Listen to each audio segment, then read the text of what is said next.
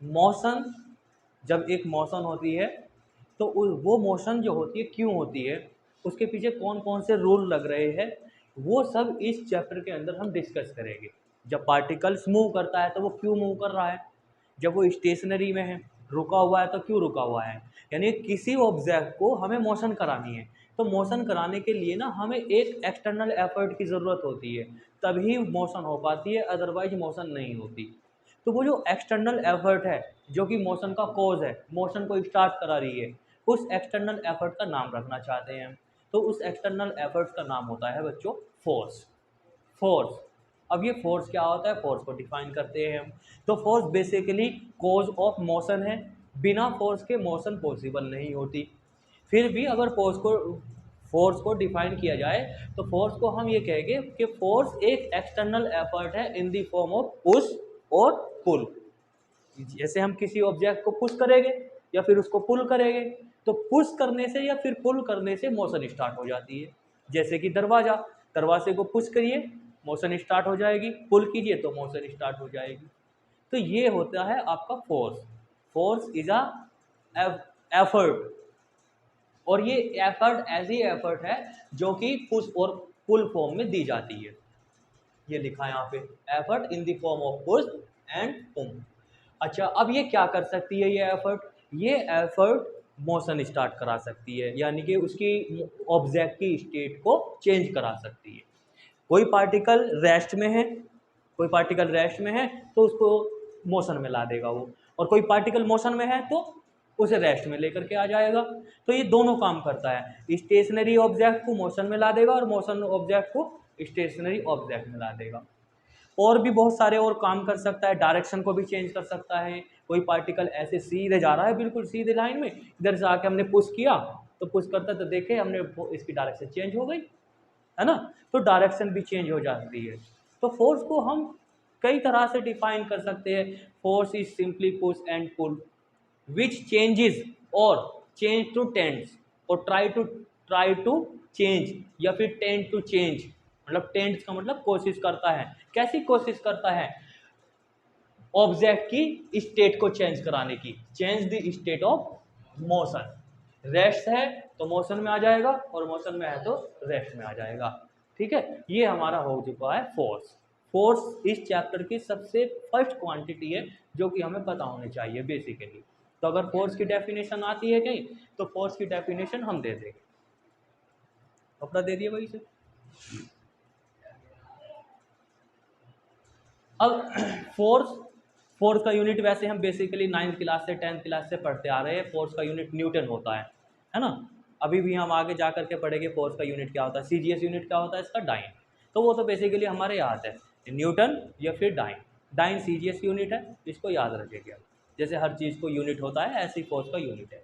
उसके बाद अब हम आगे बढ़ते हैं इस चैप्टर में, और इस चैप्टर में आगे बढ़ने के लिए आगे बढ़ते हैं हम अरिस्टोटल फैलेसी से।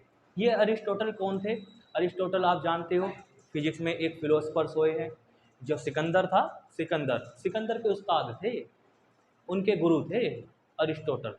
आपने सिकंदर का नाम बहुत सुना होगा, उसमें हिस्ट्री की बुक में सिकंदर, जिसे अलेक्जेंडर कहते हैं, अलेक्जेंडर। तो अरिस्टोटल फैलेसी, इन्होंने देखो क्या बताया, इन्होंने ये बताया कि किसी ऑब्जेक्ट को अगर आपको मोशन में रखना है, कोई भी ऑब्जेक्ट आपको मोशन में रखना है तो हमें एक्सटर्नल एजेंसी की ज़रूरत पड़ती है।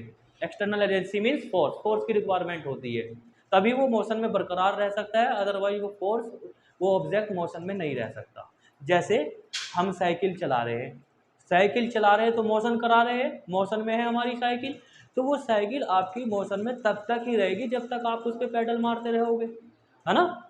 तब तक आप उस पर फोर्स अप्लाई करते रहेंगे, तब तक आपकी साइकिल चलती रहेगी, अदरवाइज नहीं चलेगी।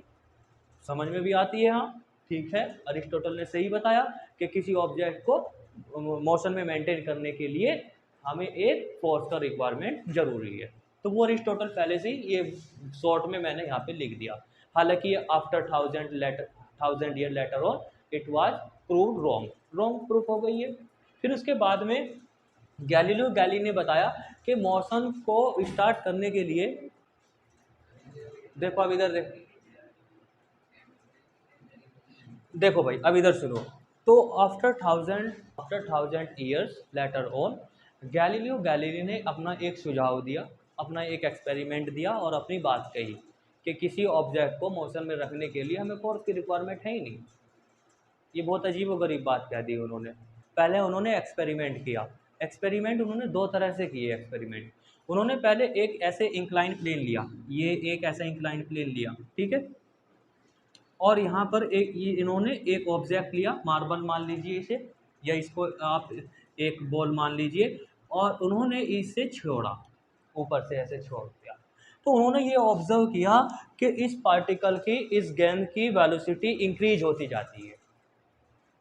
होती है इंक्रीज, बिल्कुल होती है। ऊपर से चट्टान से ऊपर से नीचे से गिर रहा है तो इसमें क्या हो रहा है, एक्सीलेशन इंक्रीज हो रहा है, एक्सीलेशन आ रहा है, वेलोसिटी इंक्रीज हो रही है।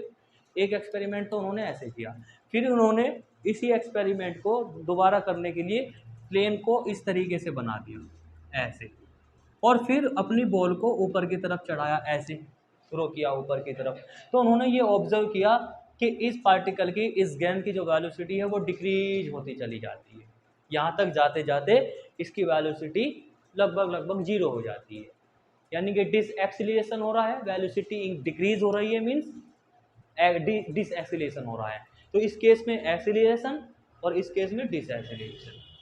अब उन्होंने ये सोचा कि अगर इन दोनों इंक्लाइन प्लेन को ही ख़त्म कर दे हम, यानी कि एक्सीलरेशन और डिस एक्सीलरेशन को ख़त्म कर दे, तो फिर बीच की कंडीशन आती है। बीच की कंडीशन को क्या बोलेंगे हम, कांस्टेंट। एक तो इंक्रीज और एक डिक्रीज और एक कांस्टेंट। तो उन्होंने ये कहा कि अगर हम इस पार्टिकल को, इस गेंद को हॉरिजॉन्टल प्लेन पर चलाएं तो हमारी बॉल जो है वो कांस्टेंट स्पीड से मूव करती चली जाएगी और कभी भी नहीं रुकेगी। उन्होंने ऐसी बात ये बताई उन्होंने कि अगर हम हॉरिजॉन्टल प्लेन पर अपनी गेंद को थ्रो करें तो ये ऑब्जेक्ट, ये गेंद कांस्टेंट स्पीड से आगे की तरफ मूव करता चला जाएगा। There is no other requirement to maintain its body in motion. उन्होंने ये एक्सपेरिमेंट उन्होंने ये दिया, यानी कि कोई बॉडी अगर मोशन में है तो वो मोशन में ही रहेगी, और कोई बॉडी अगर रेस्ट में है तो अब वो रेस्ट में ही रहेगी। ऐसा उन्होंने एक्सपेरिमेंट दिया, ठीक है। ये एक्सपेरिमेंट उनको समझ में आ गया। अब इस एक्सपेरिमेंट को समझ में आने के बाद फिर बात ये आई कि अगर किसी ऑब्जेक्ट को हम हॉरिजॉन्टल प्लेन पे मूव करा करके छोड़ देते हैं, लेकिन वो हमारी डेली लाइफ में तो पॉसिबल होता नहीं। आफ्टर सम टाइम ये बॉल रेस्ट में आ जाएगी, यहाँ से चल कर के लगभग मान लीजिए 20 मीटर, 30 मीटर, 40 मीटर चली जाएगी, लेकिन उसको रेस्ट में तो आना ही पड़ेगा। अब वो रेस्ट में क्यों आई, बात ये है। तो गैलीलियो गैलीली ने इसका जवाब कुछ इस तरीके से दिया कि जिस मैटर को आपने थ्रो किया है उस मैटर के पास एक प्रॉपर्टीज़ होती है। क्या होती है, एक प्रॉपर्टीज़। वो प्रॉपर्टीज़ कैसी, ऐसी प्रॉपर्टीज़ है कि वो आपके फोर्स का अपोज करती है, आपके फोर्स का अपोज करती है। जैसे मैंने इस बॉडी को पुश किया तो ये चल पड़ी, और मैं फिर दूसरी बॉडी लेकर के आया कि यहाँ पर इतनी बड़ी बॉडी मैंने रखी और इस बॉडी को मैंने पुश किया तो ये नहीं चली। फिर मैं और बड़ी बॉडी लेकर के आया, उसको भी मैंने पुश किया, उसने मना कर दिया चलने के लिए, नहीं चलूँगी। आप ऐसे समझिए साइकिल को धक्का दे रहे हैं आप, साइकिल आगे की तरफ मूव कर जाती है। मोटरसाइकिल को धक्का दिया, मोटरसाइकिल को धक्का दिया, वो थोड़ी सी दूर चली। अब आप ट्रक को धक्का दीजिए ज़रा, क्या चलेगा ट्रक, नहीं चलेगा। तो ट्रक के पास ऐसा क्या है जो ट्रक नहीं चल पा रहा, तो ट्रक के पास एक अपनी अंदर की इनहेरेंट प्रॉपर्टी है, वो अपने अंदर की है, उसे आप ख़त्म नहीं कर सकते। वो प्रॉपर्टी आपके अप्लाई फोर्स का अपोज करती है। उसी फोर्स को, सॉरी उसी प्रॉपर्टीज को नाम दिया गया इनर्शिया। क्या नाम दिया गया, इनर्शिया नाम दिया गया। तो इनर्शिया प्रॉपर्टी है किसकी, मैटर की। क्या करती है वो, जो अपनी पोजीशन को चेंज होने का अपोज करती है। यानी कि अगर वो रेस्ट में है तो वो रेस्ट में ही रहना पसंद करेगी, अगर आप उसको फोर्स लगाओगे अपोज करेगी, अपनी स्टेट को चेंज करने का अपोज करेगी। दिस इज कॉल्ड इनर्शिया, इसको हम इनर्शिया कहते हैं, है ना। अब यहाँ पे हमें समझ में एक बात और आती है कि जितना ज़्यादा कंटेंट बढ़ता जा रहा है ये प्रॉपर्टी उतनी ज़्यादा इंक्रीज होती जा रही है। आ रही है ना यही बात समझ में, कि जैसे जैसे पार्टिकल का साइज या पार्टिकल का मास इंक्रीज होता जा रहा है तो वो प्रॉपर्टी और ज़्यादा होती जा रही है। तो यहाँ से ये समझ में आया कि इनर्शिया मास पे डिपेंड कर रहा है, जितना ज़्यादा मास होगा उतना ही ज़्यादा इनर्शिया होगा। अब इनर्शिया समझ में आया क्या है inertia? Inertia is the inherent property due to which a object oppose to change their position, अपनी पोजीशन को चेंज करने का वो अपोज करेगा। वो रेस्ट में है तो रेस्ट में ही रहेगा। क्यों? क्योंकि उसके पास क्या है? इनर्शिया। क्योंकि उसके पास क्या है? इनर्शिया है, इसलिए वो अपनी पोजीशन को चेंज नहीं कर सकता। आप देखते हो अब सड़क पर पत्थर पड़ा है, कल भी पड़ा रहेगा, परसों भी पड़ा रहेगा। अपनी पोजीशन क्यों नहीं चेंज की उसने? अपनी पोजीशन इसलिए नहीं चेंज की क्योंकि उसके पास एक प्रॉपर्टीज थी और उस प्रॉपर्टी से वो अपनी पोजीशन चेंज नहीं करना चाहता है, वो वहीं पड़ा है। ठीक है, आ गई बात समझ में? अब ऐसे ही कोई ऑब्जेक्ट मोशन में है, कोई ऑब्जेक्ट मोशन में है तो वो मोशन में ही रहेगा, वो रेस्ट में नहीं आएगा। रेस्ट में क्यों नहीं आएगा वो? क्योंकि उसके पास क्या है? इनर्शिया। और इनर्शिया क्या कहता है कि जिस पोजीशन में आप हो उसी पोजीशन में हम रहेंगे। तो कोई मोटरसाइकिल आ रही है और मोटरसाइकिल को आप रोकना चाहते हो, नहीं रुकेगी आपसे, आपके फोर्स का तुरंत अपोज करेगी वो और आगे की तरफ भागने की कोशिश करेगी। करती है ना ऐसे ही? सामने से मोटरसाइकिल आ रही है, आप उसे पकड़ करके ऐसे खींच रहे हो, तुम्हें भी लेकर के चली जाएगी वो। क्यों लेकर के चली गई? क्योंकि उसके पास क्या था? इनर्शिया। और इनर्शिया क्या होता है? इनर्शिया वो चीज़ होती है जो पोजीशन के चेंज होने का अपोज करती है। आप उसकी पोजीशन चेंज करा रहे हैं ना, मोशन से रेस्ट में ला रहे हो, अपोज करने लगी। तो ये चीज़ होती है inertia. Now you understand what is inertia है? तो इसकी अब आप डेफिनेशन लिख देते हैं इनर्शिया की। इनर्शिया क्या होता है? Inertia is the inherent property. Inherent का मतलब वो अपने अंदर की प्रॉपर्टी है। अब दूसरी बात और, इनर्शिया कोई फिजिकल क्वांटिटी नहीं है। कभी आप इसे फिजिकल क्वांटिटी पे मान लो कि ये फिजिकल क्वांटिटी है। हाँ, ये बात जरूर है कि इनर्शिया का मेजरमेंट मास से हो जाता है। जितना ज़्यादा मास होगा उतना ही ज़्यादा इनर्शिया होगा। इनर्शिया इज द मेजरमेंट मास और mass is the measurement of inertia. आप मास को मेजर कर लीजिए, वही उसका इनर्शिया है। आप इनर्शिया को मेजर कर लीजिए, वही उसका मास है। बट ये सेंस अपने माइंड में मत रखना कि inertia is the physical quantity. No, it is only property.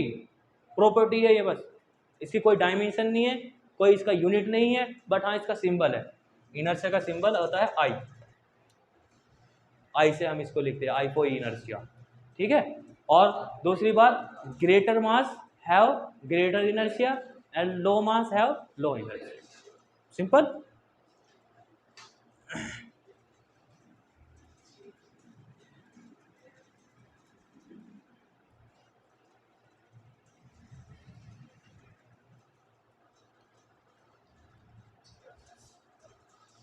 Inertia को हमने डिवाइड कर दिया।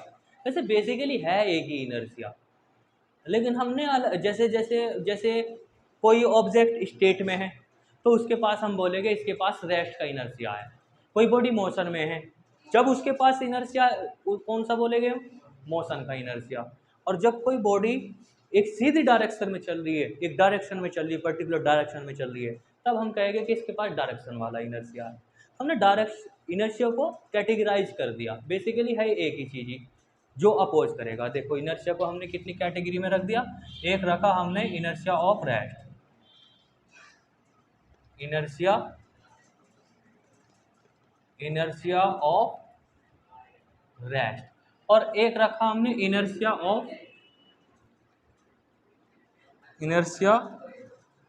ऑफ मोशन, और एक इनर्शिया का नाम दिया हमने inertia of direction. Inertia of direction. देखिए इनर्शिया कितने तरह के हैं हमारे? Inertia of rest, inertia of motion, inertia of direction. जब हमारा ऑब्जेक्ट कुछ अच्छो, जब आपका ऑब्जेक्ट रेस्ट में है, जब आपके पास जब आपका ऑब्जेक्ट रेस्ट में है तब उसके पास कौन सा इनर्शिया है? रेस्ट का इनर्शिया। अब इस पे बहुत सारे एग्जाम्पल आ जाते हैं। बहुत सारे क्वेश्चन भी आते हैं इनर्शिया ऑफ रेस्ट। हाँ, ब्लैंकेट वाला एग्जांपल हो जाएगा।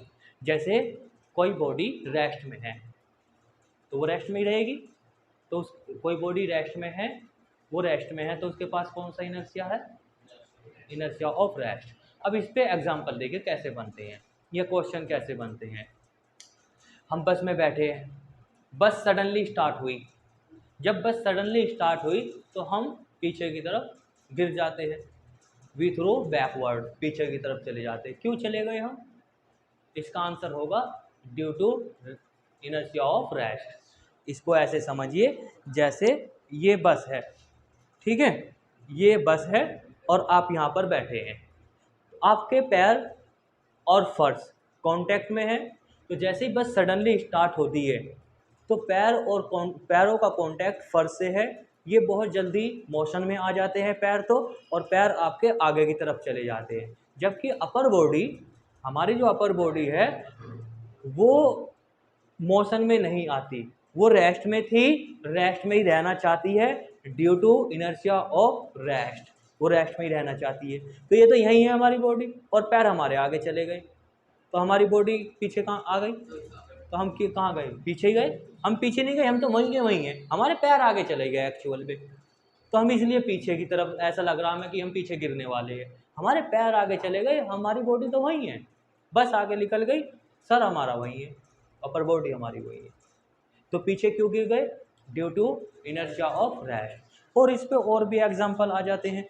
एग्जाम्पल दूसरा ये होता है कि ऐसे आपने ये एक गिलास लिया और इस गिलास पर ऐसे एक पेपर रखा, ठीक है, और इस गिलास पर एक जब पेपर रखा और इस पर आपने एक कॉइन रख लिया ऐसे, ठीक है, और आपने बहुत वेलोसिटी से, बहुत स्पीड से इस गत्ते को ऐसे निकाल दिया, तो आप ऑब्जर्व करते हो कि ये जो 1 रुपये का सिक्का आपने इसके ऊपर रखा था, ये इसके अंदर ऐसे गिर जाता है। जबकि होना क्या चाहिए था, होना ये चाहिए था कि इस 1 रुपये को भी उस पेपर के साथ आ जाना चाहिए था, लेकिन वो तो नहीं आया। अब वो क्यों नहीं आया, इसको फिर हम एक्सप्लेन करते हैं। जैसे मान लीजिए ये हमारे पास एक गिलास है और ये आपका पेपर है, ठीक है, ये तो आपने पेपर को खींचा, पेपर को मोशन दी, पेपर को मोशन दी, लेकिन सिक्के को मोशन नहीं मिली, वो रेस्ट में था, रेस्ट में ही है, वो समझ ही नहीं पाया कि तुझे मोशन में आना है, उसे टाइम लगा, तो वो ये कागज तो निकल करके चला गया इधर, और ये सिक्का जो है ये यहीं का यहीं है, अब इसका कोई कांटेक्ट नहीं है, अब बेसिकली ये नीचे ही गिर जाएगा गिलास। ऐसे ही कैरम बोर्ड खेलते हैं, गोटी के ऊपर गोटी के ऊपर गोटी होती है, जब हम स्ट्राइकर से बहुत तेज़ी के साथ मारते हैं, गोटी को स्ट्राइक करते हैं, तो नीचे से गोटी निकल जाती है, और जो ऊपर एक गोटी के ऊपर गोटी के ऊपर गोटी लगी हुई थी वो तो बिल्कुल सीधी की सीधी खड़ी रहती है, वे इधर टेढ़ी मेढ़ी नहीं गिरती। क्यों नहीं गिरती वो, क्योंकि उन्हें पता ही नहीं चला कि हमें मोशन में आना था, और सबसे नीचे की जो गोटी थी वो निकल के चली गई, उसे बाद में समझ में आया कि हमें मोशन में आना था, और वो मोशन में नहीं आती, वो डिस्टर्ब ही नहीं होते पार्टिकल, वो ऐसे के ऐसे ही खड़े रहते हैं, वो दीवार की दीवार पूरी गिरती नहीं है। आगे बात समझ में ये भी। और इसका एग्जाम्पल देखिए, क्या एग्जाम्पल हो सकता है, हम फल तोड़ते हैं डंडी हिला करके, ऐसे टहनी हिलाई और फल टूट जाते हैं। ये फल कैसे टूटते हैं, ये भी हम इनर्शिया ऑफ रेस्ट से एक्सप्लेन कर सकते हैं। जैसे मान लीजिए आपके पास ये लो जी, ये टहनी है, लो ये टहनी होगी हमारी, ठीक है, इस पे फल लगा हुआ है, यहाँ पर ये फल लगा हुआ है, हमने इधर से आए और इस टहनी को हिला दिया, इस टहनी को जब हमने हिला दिया तो ये तो मोशन में आ गई, और ये जो इस पे आम लगा हुआ था इसे पता ही नहीं चला कि मुझे भी मोशन में आना है, तो ये टहनी तो ऊपर चली गई और ये आम यहीं का यहीं रहा। अब इसका कांटेक्ट खत्म, और जब कांटेक्ट खत्म ये नीचे गिर जाएगा, ठीक है। तो फलों का टूटना, सिक्के का नीचे गिरना है, क्या करेगा चला के,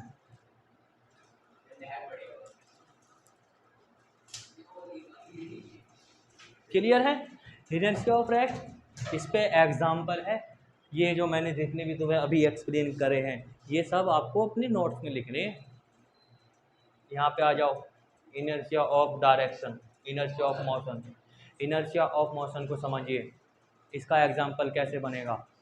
बस चल रही है तो कौन सा इनर्शिया हमारे पास, बस चल रही है, हम बस में बैठे हैं, हमारे पास इनर्शिया कौन सा, मोशन था, यानी कि हम मोशन में ही रहना चाहते हैं। सडनली ड्राइवर ने ब्रेक अप्लाई कर दिए, जैसे ही उसने ब्रेक अप्लाई किए तो हमारे पास कौन सा इनर्शिया था, और बस किस में आ चुकी है, रेस्ट में, लेकिन हमारे पास इनर्शिया ऑफ मोशन में है, इनर्शिया ऑफ मोशन है, और वो किस में रखना चाहता है, हमें मोशन में ही रखना चाहता है। तो हमारी बॉडी आगे की तरफ भागेगी एकदम से, हमारी जो बॉडी है वो मोशन में आगे की तरफ भागी चली जाएगी, और जबकि बस तो रेस्ट में है, तो हम कहाँ गिरेंगे, आगे सीट पे गिर जाएंगे आगे की तरफ, है ना। ये किसका एग्जाम्पल हुआ, इनर्शिया ऑफ मोशन।